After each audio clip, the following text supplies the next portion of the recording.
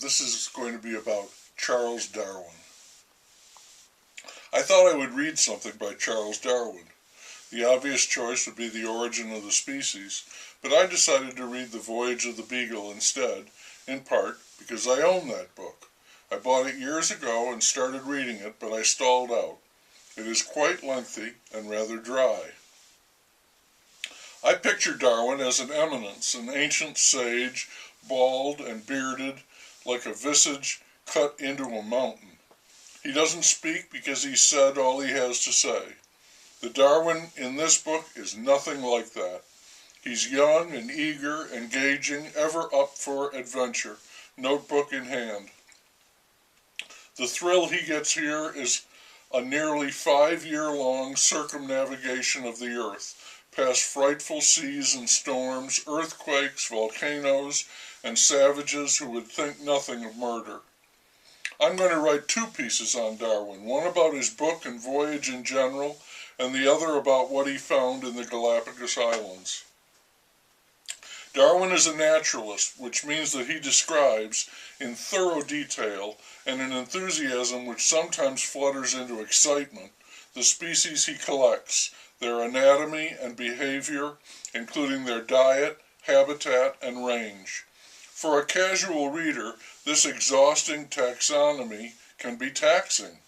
Not to Darwin, who wrote, "Desire itself, however, is a weak word to describe the feelings of a naturalist who, for the first time, has wandered by himself in a Brazilian forest." That's our boy. As a travelogue, I think the book is sufficiently exotic to be stimulating to readers, especially when he is traveling inland with a couple of gauchos. He frequently leaves the boat, making many side excursions on land, some for hundreds of miles, across difficult and very dangerous terrain. To further identify him, he's British and, on the whole, very proud of it. He sees the drawbacks to British rule, mainly in economic exploitation, across the globe, but he notes with favor the civilizing advantages, and he believes they tip the scales in favor of the influence of the empire. He is almost always objective in his reports, though a touch of the romantic will creep into his prose, as when he describes the Beagle sailing through luminous waters at night, throwing a crashing, sparkling spray of phosphorescence, or when depicting the majesty of a condor in flight. He also investigates human history and current events, which all too often is bloody battles, tribe against tribe, Christians against Indians, all with the goal of exterminating one another. He wrote, "Who would believe in this age that such atrocities could be committed in a Christian civilized country?" He includes detailed portraits of leaders, be it a tribal chief or a Spanish nobleman. He abhors slavery, he detests it, and finds it pervasive. Near the end of the book, sailing to England, he wrote, "I thank God I shall never again visit a slave country." According to Darwin, the more civilized a country is, the more social strata it will have, and it will exhibit the effects of capitalism, supporting the existence of very wealthy landowners and mine operators who hire vast numbers of men to work daily to exhaustion for nearly nothing. Corruption abounds, with the entire want of principle in many of the leading men, he writes. With the country filled with ill-paid, turbulent officers, the people yet hope that a democratic form of government can succeed. Many, of course, are still hoping. Corruption, once entrenched, is hard to eliminate. Mostly, his mind is fixed on natural science.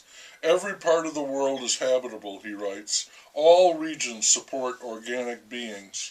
And daily it is forced upon the mind of the geologist that nothing, not even the wind that blows, is so unstable as the crust of the earth. 2 more notes. I was sitting at the edge of a great lake when I read this book, so I was struck by this passage written about the action of the surf on shore. It was like thinking about time, where the minute that now glides past is irrevocable. So it was with these stones. The ocean is their eternity, and each note of that wild music told of one more step toward their eternity. Finally, at the very end, he reflects back on the trip he's made, wondering, on the whole, if it was worth it, those 5 long years, and he writes, "No doubt it is a high satisfaction to behold various countries and the many races of mankind, but the pleasures gained at that time do not counterbalance the evils. It is necessary to look forward to a harvest, however distant that may be, when some fruit will be reaped, some good effected. The origin is that harvest. Evolution is the fruit."